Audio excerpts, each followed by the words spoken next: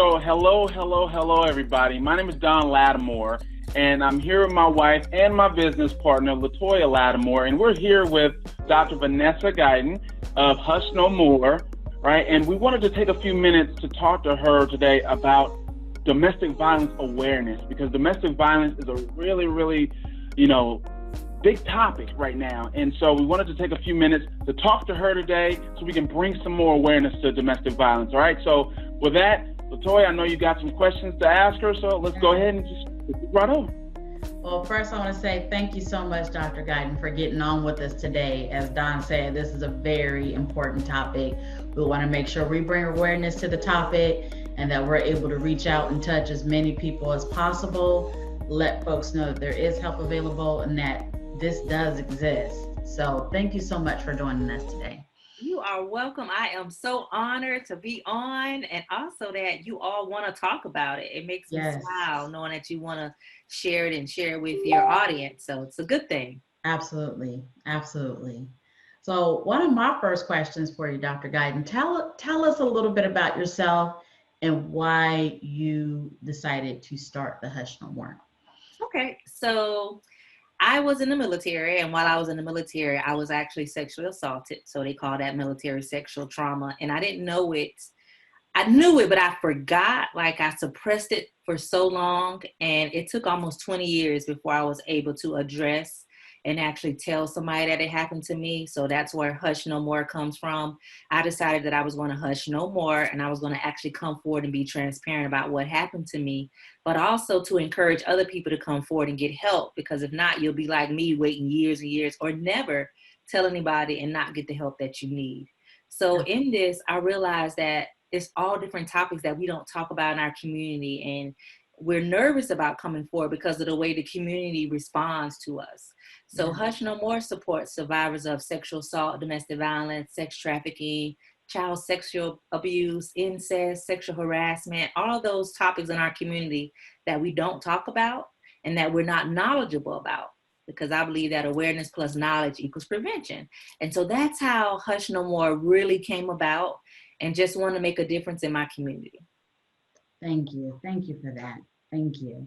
And tell us a little bit about some of the things that you've done in the past prior to starting this program. Okay. So sometimes God leads you in a way that you don't even know it. So even though I was working for the federal government, I started doing contract work as a trainer, training victim advocates for the Department of Defense. And so people would say, oh, you're so good at training victim advocates. And I just had like a love to help victim advocates, to help people, not connecting my own issues. Like I had just ignored my own problems. So I was excited about training victim advocates. And so that's how I got into this training. And I would always say, I could teach you how to use a pen. So they were like, well, do you want to do victim advocacy training? I was like, oh yeah, I'm sure I could do that. So I started doing research, got really good at it. And I even became a victim advocate myself. And so that's what really was propelling me to be able to do training in this field. And so it was like God brought me here, not realizing where I would end up at. So those are some things that I did, but I've been a trainer for the military and just worked for the federal government. And now I've gotten so busy that I was able to leave my good government job. People are like, you left your government job to do this? Like, yeah. So I train corporations. I also have a company called Consulting Experts. So I train corporations as well on the Hush topics, but I also do Hush No More as a nonprofit within my community. So this is where I am. This is where God had me. But everything kind of lined up to what I do now unknowingly. Because I actually thought I was going to be in New York City doing advertising and marketing at a big firm. But I'm so far from there. But what we think we're going to do, we normally don't. Our experiences lead us down a path along with our education. So that's where I'm at. That's right. Well, we definitely appreciate having you in this nonprofit organization and what you bring to the community with it. Tell us, for some of our viewers that are watching, what are some of the signs that they can look for in order to be, on the lookout and just be aware of some of the signs of someone being victimized? Okay. So you will see people are known with somebody that's very charismatic. They're very nice and friendly, and you would never expect that this is the person that's doing that. So it's hard to see the signs. A lot of times people got to tell you, but if they're like jumpy, they're withdrawn, they're isolated when they're normally with their family and friends, and they change, they no longer really talk to you like they used to, and they're just keeping distant, or they have this big show that's not really them, but they act like they're happy all the time and never have any problems. That's the sign, because we all got problems, right? And so those are some signs. Or you will see somebody controlling their cell phone or checking their email. If you email them, the spouse responds and not them. Those are some signs that there's things going on. But it's really hard for family and friends in our community to see the signs because they're hidden.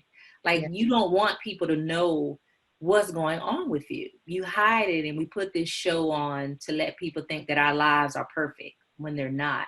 So it's hard. A lot of times it's just being available for when people come forward and tell you what's going on with them. And if you are in a relationship and you're trying to decide, is this really domestic violence? Is this intimate partner violence? If they're, like I said, controlling your cell phone, they need your PIN number, they need your passwords to your social media. If they don't want you to go anywhere, they're like, I love you so much, I never want nobody else to be around you, I just want to spend time with you. If they don't want you to ever go anywhere by yourself, you can't hang out with your friends anymore, and you have no control over your own life. Or if they do something to you and then they come back and say, I'm so sorry, I didn't mean that, please forgive me, I'll never do it again. Because a lot of times it's not physical, it's the emotional, when they're putting you down, making you feel like you can never do anything right.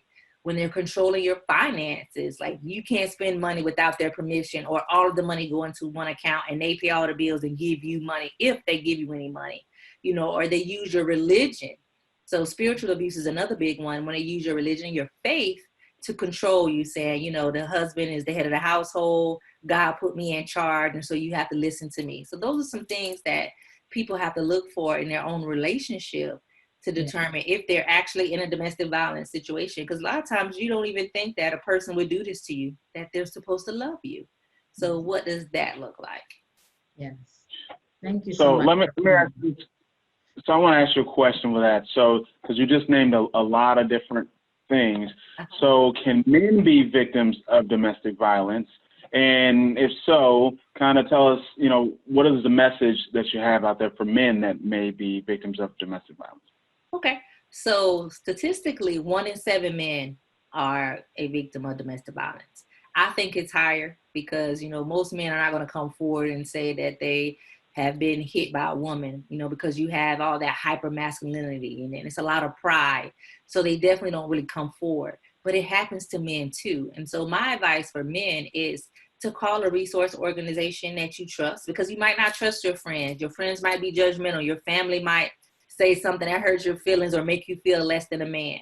So you can call a resource organization and talk to them. So you can call like our organization. I'll sit there and talk to you about it. We can come up with a safety plan. We can come up with just some ideas for you.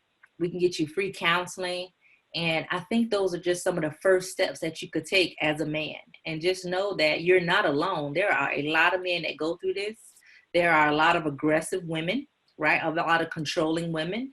And they will hit you too. And I always say, get out of the situation and call the police and get out of the situation, because they always assume that it's the male first. Right? I told my son, if a woman hits you, you need to leave, because if the police come, they're coming to get you. They just automatically assume it's the male. So if you don't report it, if you don't tell anybody, there's no proof to say that you are being abused. And so it's hard for us to fight for you when you haven't shared it with anyone, when you haven't came to an organization for help. And that's the same with women. It's hard for us to prove it. And especially for a man. And so you want to get out of that situation, because it's going to escalate. And a lot of times they blame it on you as the male. What is the phone number or website that we can give to the community, where if they know someone that's going through this, or they want an instant telephone number, be able to get on the phone with someone? What are some of those resources we can share right now? Okay. So first I say 911. If it's actively going on, call the police. Because when you call me, you're wasting time. I'm going to tell you, call 911, right? Our resources is for when it's before, right after, like you need some help after the fact. So our number is 1-888-285-2161. That's 1-888-285-2161. Our website is hushnomore.org. And you can follow us on social media. We're Hush No More on Facebook, Instagram, Twitter. You can find me on LinkedIn. I love connecting with people on LinkedIn. And just connect with us and reach out. You could chat with us. If you don't feel comfortable calling, we respond to our chat. I get a lot of Facebook Insta messages that comes through. And one of us are always on call where we're answering those chats. And we'll just sit up and talk to people sometimes. Sometimes you just need a listening ear. And we can offer you counseling. We have different programs that you participate in. We do art therapy, writing therapy. We just bring awareness, but from I don't like to say fun because people say fun, but we have a lot of fun. But we also tackle the tough topic, but we don't do it in a sad way. I'm all about resilience. I'm all about how can you bounce back and get to your next level. That's really important. And for our folks out here that are listening, tell us why domestic violence awareness is important. So first of all, it could lead to death. South Carolina has been in the top 10 of deaths of women in our state since they've started tracking it, right? So we'll bounce between 4 to 5 to 6, maybe 7. But we're always seeing the death tolls raising, right? And it's sad. So you can die from domestic violence. Also, should you lead a life that you're just unhappy, where you're living this miserable life, you're stuck in this trauma, and it's lifelong. Like people don't ever get over this, right? And I also say, because if you have a family and children, you may think that your children don't hear you, but you're affecting your kids. I grew up in a domestic violence home, and I can remember back to like the age of 4, the hits, my door closed, but I hear the arguing. And I still remember that, and I'm 45. So you're affecting your children, you're affecting your family and yourself. And you should be able to live a life that's productive, where you're feeling valued and loved. Because God didn't create us to be abused, That's not what he had wanted for us. And so I'm real big on telling you that you could lead a better life. You deserve a better life. And you should not have someone controlling you who's claiming to love you. Thank you for that, Dr. Guyton. Absolutely. And you know what? So I just want to say, in 2019 is when I first met you, right? We were I ran into you we were actually at a breast cancer awareness walk in what was downtown Columbia. And then you were telling me about, the domestic violence walk that you were doing as well. I think maybe it was either a week or a couple of weeks after that. And now I'll let you know, look, I've got 6 daughters, right? No sons, 6 daughters, right? So this is something that is near and dear to my heart, of course. And then, of course, my beautiful wife. And so, I definitely wanted to make sure that we were taking a part, of the walk that you did last year, but kind of tell us about some of the things that you have coming up here in the near future.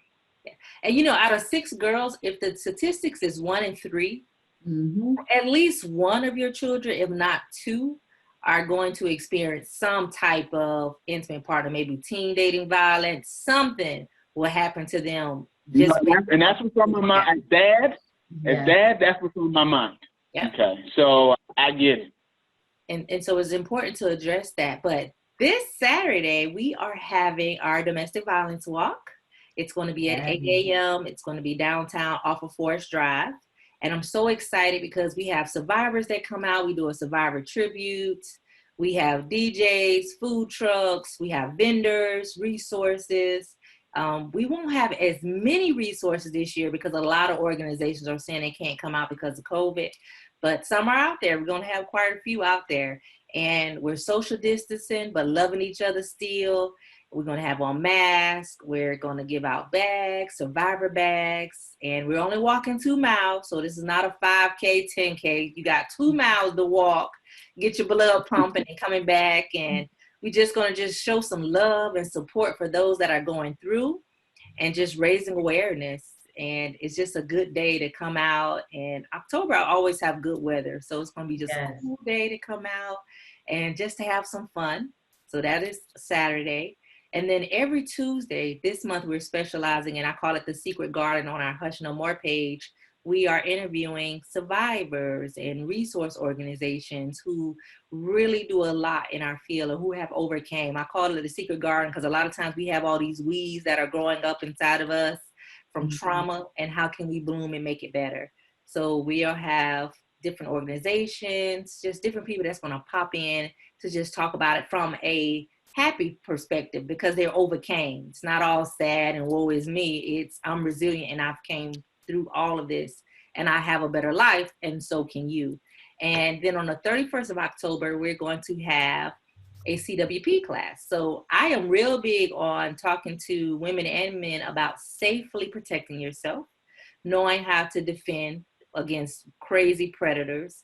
And we're going to also have like some self-defense training. Lance Adams is going to be the head instructor of that training. And I know Lance, good guy. So shout out to Lance. Lance at the networking event that I went to with you when you were teaching.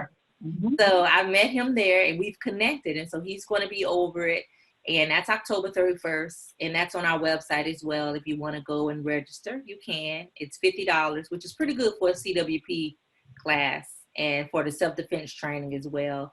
And then on Thursday, tomorrow, is We Wear Purple Day. So we're asking everybody to wear purple, hashtag Hush No More, domestic violence. And if you hashtag us, I'm going to be looking on social media, and we're going to pick some people to win a Hush No More prize pack and just raise awareness and let people know that you support survivors of domestic violence. That is a big step by letting people know what we do and letting people know that you will have their back if they come and talk to you. So that's very important. So that's I got chills listening to all that. Thank you so much, Dr. Guyton, for sharing that. And just knowing that support is available for those that need it is tremendous for this community. So thank you so much for what you do. You're welcome. All right. All right. So, hey, well, that's all we've got time for today. So we want to thank you so much for taking the time to speak with us today. Thank you for all that you've done. I'm so glad that we ran into each other last year, right? Because, of course, that did, start a good friendship. And then, of course, the Latimore Group, we are good supporters of everything that you're doing. Okay, so continue keep doing what you're doing. All right, and thank you so much. Yeah, all right. Thank you for raising awareness and for actually talking to your community about it. It is so important that we not only do business in our community, but we support those that live and work in our community as well. So thank you for what you do. So peace and blessings to you both and to the Latimore Group and all of your followers. Thank you. Thank you so much. All right. You have a good one. Bye.